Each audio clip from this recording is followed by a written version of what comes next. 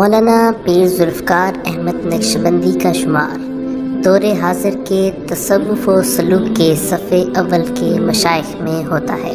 مولانا پیر Zulfiqar Ahmad Naqshbandi 1 April 1953 کو جھنگ کے کھل خاندان میں پیدا ہوئے۔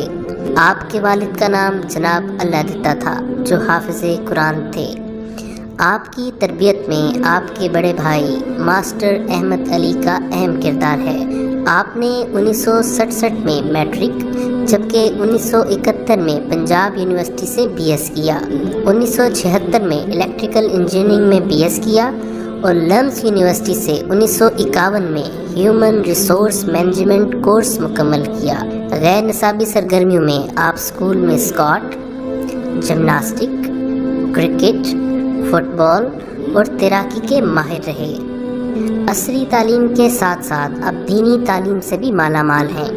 آپ حافظ قرآن بھی ہیں جبکہ دورہ حدیث کی اعزازی ڈگری جامعہ رحمانیہ جہانیہ منڈی اور جامعہ قاسم العلوم ملتان سے حاصل کی۔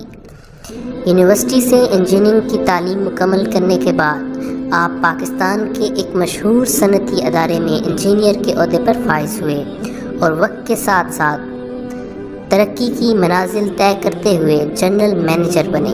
40 سال کی عمر میں اسی پوزیشن سے استعفیٰ دے کر اپنی زندگی کو دین کی تجدید اور اشاعت کی خاطر وقف کر دیا۔ 1983 میں آپ کو حضرت خواجہ غلام حبیب رحمۃ اللہ علیہ کی جانب سے خلافت ملی۔ آپ کی شادی حضرت خواجہ محمد عبد المالک صدیقی رحمۃ اللہ علیہ کی صاحبزادی سے ہوئی، جن سے آپ کے 2 صاحبزادے ہیں جن میں مولانا پیر حبیب اللہ نقشبندی اور مولانا پیر سیف اللہ نقشبندی شامل ہیں۔ آپ کی آواز میں قدرتی طور پر حلاوت پائی جاتی ہے۔ آپ نصیحانہ اور مشفقانہ انداز میں بات کرتے ہیں۔ آپ کا انداز بیاں شیریں، پرکشش، پر اثر اور موقع محل کے مطابق ہوتا ہے۔ آپ کے بیانات نصیحت بشکل وصیحت ہوا کرتے ہیں جو اصلاح و تربیت پر مشتمل ہوتے ہیں۔ آپ کے بیان میں دین کا درد اور غم اتنا ہوتا ہے کہ بہت سے بیانات میں سامعین رو پڑتے ہیں۔ آپ کی شخصیت، انداز بیاں اور سب سے بڑھ کر آپ کے درد بھرے الفاظ سن کر سامعین گناہوں سے توبہ کر لیتے ہیں۔ آپ پر اتباع سنت کا اس قدر غلبہ رہتا ہے کہ ہر چھوٹے بڑے عمل میں سنت کو پیش نظر رکھتے ہیں۔ آپ کی جاذب نظر شخصیت کو ذکر اللہ کے انوارات نے گویا کوثر و تسنیم سے دھو دیا ہے۔ آپ اب تک تقریباً 70 ممالک میں دین کی دعوت کا پیغام لے کر جا چکے ہیں، جس کی وجہ سے کئی لوگوں نے کلمہ پڑھا اور لاکھوں لوگوں کو سچی توبہ طائب ہونے کی توفیق نصیب ہوئی۔ ان ممالک میں سعودی عرب، سنگاپور، تھائی لینڈ، مصر، بھارت، ملیشیا، انڈونیشیا، نیپال، بنگلہ دیش، سویڈن، آسٹریلیا، ڈنمارک، فرانس، امریکہ کی 22 ریاستیں، روس کی 9 ریاستیں، فن لینڈ، افغانستان، ترکی، ہنگری، برطانیہ، اٹلی، جرمنی، ناروے اور ساؤتھ افریقہ کے علاوہ دوسرے ممالک شامل ہیں۔ آپ اردو کے علاوہ عربی اور انگریزی میں بھی بیانات کرتے ہیں۔ آپ کی شدید محبت الہی، کامل اتباع سنت اور شریعت پر استقامت کی ایک دلیل یہ بھی ہے کہ ہزاروں علماء کرام اور طلباء دین آپ کے حلقہ ارادت میں شامل ہیں۔ آپ کو سننے والوں میں ایک بڑی تعداد بھارت سے تعلق رکھتی ہے۔ بھارت کی رپورٹس کے مطابق 2 حضرات اس سے پہلے گزرے ہیں جنہوں نے پورے بھارت پر اثرات ڈالے۔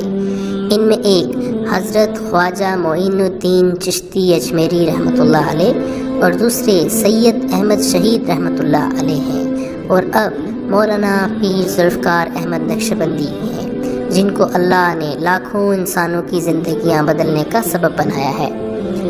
آپ متعلقین کو رسمی رواجی پیروں کی طرح صرف دعائیں ہی نہیں دیتے بلکہ ان کو تعلیم و تربیت، علم و آگاہی، حکمت و عرفان کی دولت سے بھی نوازتے ہیں۔ آپ کے بیانات کی طرح آپ کی کتابیں بھی مقبول ہیں جن میں عشق الہی، عشق رسول صلی اللہ علیہ وسلم، حیات حبیب، تصوف و سلوک، باادب با نصیب، مکتوبات فقیر، خطبات فقیر، موت کی تیاری، خواتین کے تربیتی بیانات، نماز کے اسرار و رموز، رہے سلامت تمہاری نسبت، قرآن مجید کے ادبی اسرار و رموز، حیا و پاک دامنی، سکون دل اور سکون خانہ، اولاد کی تربیت، خواتین اسلام کے کارنامے، سوئے حرم شامل ہیں۔ آپ نے 1984 میں دارالعلوم جھنگ قائم کیا، جبکہ 1986 میں خواتین کے لیے جامعہ عائشہ صدیقہ رضی اللہ تعالی عنہا کا قیام کیا، جس کی پرنسپل آپ کی اہلیہ ہیں۔ جھنگ میں ایک بڑے منصوبے کی بنیاد رکھی، جسے معہد الفقیر الاسلامی کا نام دیا گیا۔ اس میں اس وقت درس نظامی، تخصص الفقہ، دارالافتاء، مسجد اور دیگر شعبہ جات قائم ہیں۔ آس اکیڈمی کے نام سے لاہور میں ایک خالص دینی اور تربیتی ادارہ آپ کے خلیفہ مجاز مولانا شاہد اویس کی زیر نگرانی دینی اور تعلیمی خدمات سر انجام دے رہا ہے۔